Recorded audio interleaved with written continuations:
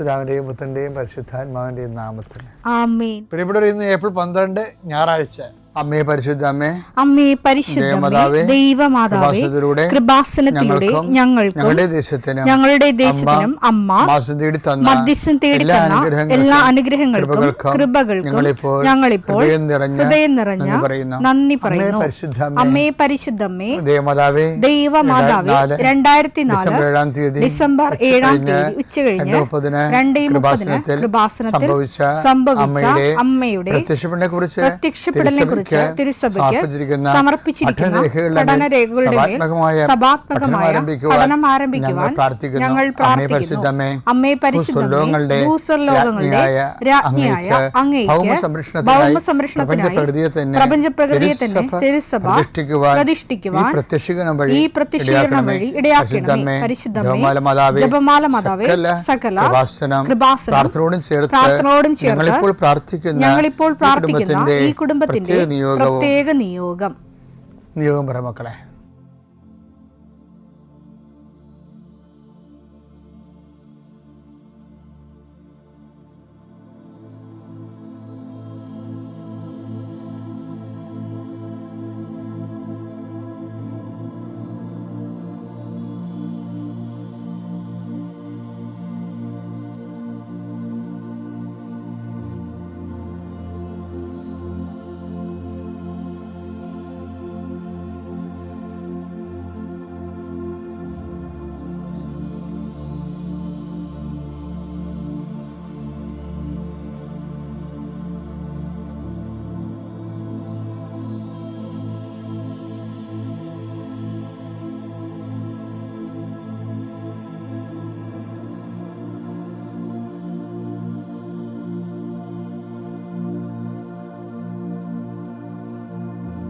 അമ്മയുടെ പ്രത്യക്ഷീകരണത്തിന്റെ ഈ അനുഗ്രഹവേളയിൽ ഞങ്ങൾക്ക് സാധിച്ചു തരുവാൻ കനിയണമേ. ആമേൻ. വിശ്വാസ പ്രമാണം. സർവശക്തനായ പിതാവും ആകാശത്തിന്റെയും ഭൂമിയുടെയും സൃഷ്ടാവുമായ ദൈവത്തിൽ ഞാൻ വിശ്വസിക്കുന്നു. അവിടുത്തെ ഏകപുത്രനും ഞങ്ങളുടെ കർത്താവുമായ ഈശോ മിശിഹായിലും ഞാൻ വിശ്വസിക്കുന്നു. ഈ പുത്രൻ പരിശുദ്ധാത്മാവിനാൽ ഗർഭസ്ഥനായി കന്യകാമറിയത്തിൽ നിന്ന് പിറന്ന് പൊന്തിയോസ് പീലാത്തോസിന്റെ കാലത്ത് പീഡകൾ സഹിച്ച് കുരിശിൽ തറയ്ക്കപ്പെട്ട് മരിച്ച് അടക്കപ്പെട്ട് പാതാളങ്ങളിൽ ഇറങ്ങി മരിച്ചവരുടെ ഇടയിൽ നിന്ന് 3-ാം നാൾ ഉയർത്ത് സ്വർഗത്തിലേക്ക് എഴുന്നള്ളി സർവശക്തിയുള്ള പിതാവായ ദൈവത്തിന്റെ വലതുഭാഗത്തിരിക്കുന്നു. അവിടെ നിന്ന് ജീവിക്കുന്നവരെയും മരിച്ചവരെയും വിധിക്കുവാൻ വരുമെന്നും ഞാൻ വിശ്വസിക്കുന്നു. പരിശുദ്ധാത്മാവിലും ഞാൻ വിശ്വസിക്കുന്നു. വിശുദ്ധ കത്തോലിക്കാ സഭയിലും പുണ്യവാന്മാരുടെ ഐക്യത്തിലും പാപങ്ങളുടെ മോചനത്തിലും ശരീരത്തിന്റെ ഉയർപ്പിലും നിത്യമായ ജീവിതത്തിലും ഞാൻ വിശ്വസിക്കുന്നു. ആമേൻ. സുഖസ്ഥനായ ഞങ്ങളുടെ പിതാവേ, അങ്ങയുടെ നാമം പൂജിതമാകണമേ. അങ്ങയുടെ രാജ്യം വരണമേ. അങ്ങയുടെ തിരുമനസ് സ്വർഗത്തിലെ പോലെ ഭൂമിയിലും ആകണമേ. അന്നു വേണ്ടുന്ന ആഹാരം ഇന്ന് ഞങ്ങൾക്ക് തരണമേ. ഞങ്ങളോട് തെറ്റ് ചെയ്യുന്നവരോട് ഞങ്ങൾ ക്ഷമിക്കുന്നത് പോലെ ഞങ്ങളുടെ തെറ്റുകൾ ഞങ്ങളോടും ക്ഷമിക്കണമേ. ഞങ്ങളെ പ്രലോഭനത്തിൽ ഉൾപ്പെടുത്തരുതേ, തിന്മയിൽ ഞങ്ങൾ രക്ഷിക്കണമേ. ആമേൻ. നന്മ നിറഞ്ഞ മറിയമേ, സ്വസ്തി. കർത്താവ് അങ്ങയുടെ കൂടെ സ്ത്രീകളിൽ അങ്ങ് അനുഗ്രഹിക്കപ്പെട്ടവളാകുന്നു. അങ്ങയുടെ ഉദരത്തിൻ ഫലമായി ഈശോ അനുഗ്രഹിക്കപ്പെട്ടവനാകുന്നു. പരിശുദ്ധ മറിയമേ, തമ്പുരാന്റെ അമ്മേ, പാപികളായ ഞങ്ങൾക്ക് വേണ്ടി ഇപ്പോഴും ഞങ്ങളുടെ മരണസമയത്തും തമ്പുരാനോട് അപേക്ഷിക്കണമേ. ആമേൻ. കർത്താവേ, നിന്റെ ഉന്നതമായ നാമത്തിന് സ്തോത്രം ചെയ്യും. കർത്താവേ, നിന്റെ വിശുദ്ധ പൗരോഹിത്യത്തെ മഹത്വപ്പെടുത്തണമേ. കർത്താവെ, സഭയിലുള്ള സാന്നിധ്യം പ്രകടമാക്കണമേ. 40 വർഷം ഞാൻ അർപ്പിച്ച കൃപാന്റെ യുഗതിയാണ്. കൃപാസ്ഥാനത്താറെ ജീവനോടെ പ്രത്യക്ഷപ്പെട്ട മാതാവിൻ്റെ മാധ്യസ്ഥ രോഗികൾ, പീഡിതരെ, മാനസിക സംഘടന അനുഭവിക്കുന്നവരെ, ഡിപ്രഷൻ അനുഭവിക്കുന്നവർ, മരുന്ന് കഴിച്ചിട്ട് ഉറക്കം മൂടുകയും ശരീരം തൂക്കം വെക്കുകയും ചെയ്യുന്നതല്ലാതെ പ്രത്യേകിച്ച് പ്രയോജനമൊന്നും ഇല്ലാതെ ഡിപ്രഷൻ കൊണ്ട് വേദനിച്ച് ജീവിക്കുന്ന ആൾക്കാർ, കർത്താവേ, നീ അവരെ തൊടണമെന്ന് പ്രാർത്ഥിക്കുന്നു. ഓട്ടിസം കുഞ്ഞുങ്ങളെ, ഹൈപ്പർ ആക്ടിവിറ്റി കുഞ്ഞുങ്ങൾ, അവിടെ മാതാപിതാക്കന്മാരെ മനസ്സ് കെട്ടുപോയവരെ, തകർച്ച സങ്കടം കൊണ്ട് അവർക്ക് ജീവിക്കാൻ പറ്റാത്തവർ, ജീവിക്കാൻ വേണ്ടി ജീവിതത്തോട് മൽപ്പിടുത്തം നടത്തുന്നവർ, മരുന്ന് കഴിച്ചിട്ടും രോഗം സുഖമാക്കാതെയും രോഗം പൊറുക്കാതെയും ഇരിക്കുന്നവർ, എൻ്റെ കർത്താവിന് ഉന്നതമായ നാമത്തിൽ, സഭയുടെ അധികാരത്തിൽ, കുരിശിൻ്റെ അടയാളത്തിൽ, ദൈവശക്തിയാൽ നിനക്ക് ദൈവസന്ധിപ്പും സൗഖ്യം ലഭിക്കട്ടെ. പിതാവും പുത്രനും പരിശുദ്ധാത്മാവുമായ സർവ്വേശ്വര എന്നേക്കും ആമേൻ. എൻ്റെ പ്രിയപ്പെട്ടവരെ, നമ്മൾ പുനരുത്ഥാന ദിനങ്ങളിലൂടെ ആണ് കടന്നു പോകുന്നത്.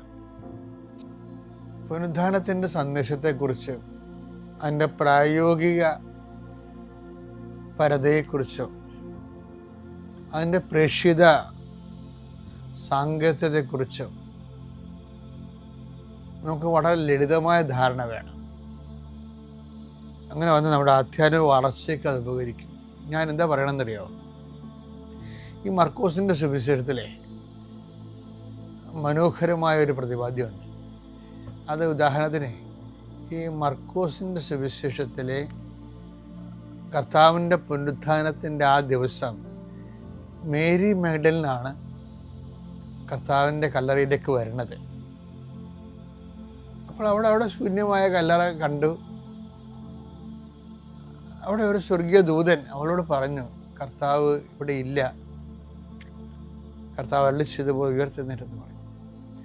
അവിടെ ആ വിവരം അറിയിക്കാൻ തിരിഞ്ഞടക്കുമ്പോൾ ഈശോയുടെ മുഖത്തേക്കാണ് അവൾ തിരിയണത്. അപ്പം ഈശോ പറയും, നീ ചെന്ന് എന്നെ കണ്ട കാര്യം നമ്മുടെ സഹോദരങ്ങളോട് പറയാൻ പറയും. അത് മർക്കോസിന്റെ സുവിശേഷം 16:10 അവൾ ചെന്ന് അവനോട് കൂടെ ഉണ്ടായിരുന്നവരെ വിവരമറിയിച്ചു. ഓക്കെ അല്ലേ? അത് അപ്പോൾ ആ മെസ്സേജ് പാസ് ചെയ്ത് ഇനി അതിനടുത്ത ദിവസം 2 ശിഷ്യന്മാരെ, മിക്കവാറും ക്ലയഫസാണ്, അവർ തിരിച്ച് ബ്രഹ്മാവസ്ഥയിലേക്ക് പോകുന്ന വഴിക്ക് കർത്താവ് വേറൊരു രൂപത്തിൽ അവർക്ക് പ്രത്യക്ഷപ്പെടും. അവരെന്താണ് ചെയ്തതെന്ന് നോക്കിക്കേ. കർത്താവ് പ്രത്യക്ഷപ്പെട്ട ആ ആൾക്കാർ എന്താണ് ചെയ്തതെന്നാണ്, അടുത്ത നടപടി എന്താണെന്നാണ് പറയണത്. അവരെന്താ ചെയ്തത്? 16:13 വായിച്ചേ. അവർ പോയി, ആ 2 ശിഷ്യന്മാർ പോയി ബാക്കിയുള്ളവരെ വിവരമറിയിച്ചു. അവരെയും അവർ വിശ്വസിച്ചില്ല. പറഞ്ഞു വിശ്വസിച്ചില്ല. പക്ഷെ ഇനി വേറെ രസം വെച്ചാൽ അവസാനം ഇവരെല്ലാവരും കൂടി ഒരുമിച്ചിരിക്കുമ്പോൾ വീണ്ടും ഈശോ 11 പേർക്കുമായിട്ട് പ്രത്യക്ഷപ്പെടും. അപ്പോൾ ആ 11 പേരോട് ഈശോ നിർദ്ദേശിക്കണത് എന്താ? അതെല്ലാം സെയിം ആണെന്ന് പറയുകയാണ് ഞാൻ. 16:15 വയസ്സ് ഈശോ അവരോട് പറഞ്ഞു, നിങ്ങൾ ലോകമെങ്ങും പോയി എല്ലാ സൃഷ്ടികളോടും സുവിശേഷം പ്രസംഗിക്കുവിൻ. അപ്പം പുനരുത്ഥാനത്തെ സന്ദേശം മേരി മാഗ്ഡലിനോടായാലും എമ്മാവൂസിലെ ശിഷ്യന്മാരോടായാലും 11 ശിഷ്യന്മാരോടായാലും യേശുവിന് ഒരു സന്ദേശമേ ഉള്ളൂ. എന്താണ്? ഈ മെസ്സേജ് പാസ് ചെയ്യണം. അതാണ് ഈ മെസ്സേജ്, ഈ സന്ദേശം കർത്താവ് ഉയർത്തെഴുന്നേറ്റിരിക്കുന്നു.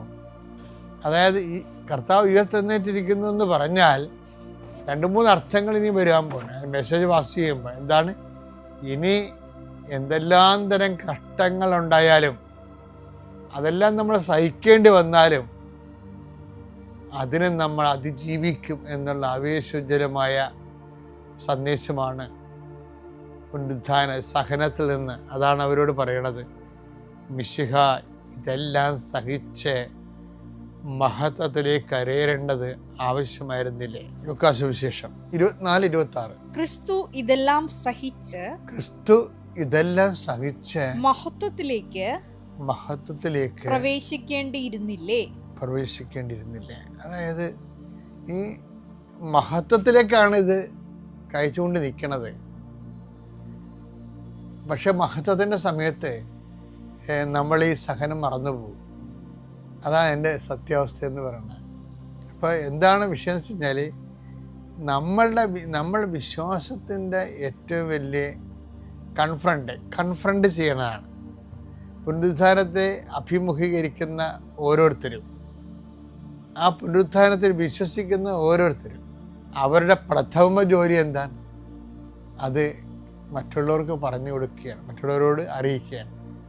എന്നാൽ മാത്രമേ ഒരു ക്രിസ്ത്യനായിട്ട് ദൈവം അംഗീകരിക്കത്തുള്ളൂ.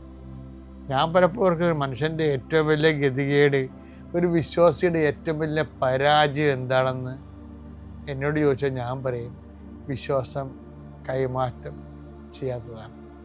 നമ്മൾ 10-40 കൊല്ലമായി 20 കൊല്ലമായി എന്നൊക്കെ പറഞ്ഞിട്ട് പോയി ഈ വിശ്വാസം മറ്റുള്ളവർക്ക് കൈമാറുന്നില്ലല്ല. നമുക്ക് പേടിയാണ്, അല്ലെങ്കിൽ കുറച്ചിലാണ്, അങ്ങനെ അതുകൊണ്ട് പല കാര്യങ്ങളുണ്ട് കർത്താവിനെ നമ്മൾ ഒഴിവാക്കുന്നുണ്ട്. കർത്താവ് ഒഴിവാക്കണം ധാരണത്തിന്. അപ്പോൾ അങ്ങനെ വരരുത്. നിങ്ങൾക്ക് ആവേശോജ്വലമായി പറയാൻ കഴിയണം, കർത്താവിനെ ഞാൻ കൈമാറിയിട്ടുണ്ടെന്ന്. പിതാവിൻ്റെയും പുത്രൻ്റെയും പരിശുദ്ധാത്മാവിൻ്റെ നാമത്തിൽ.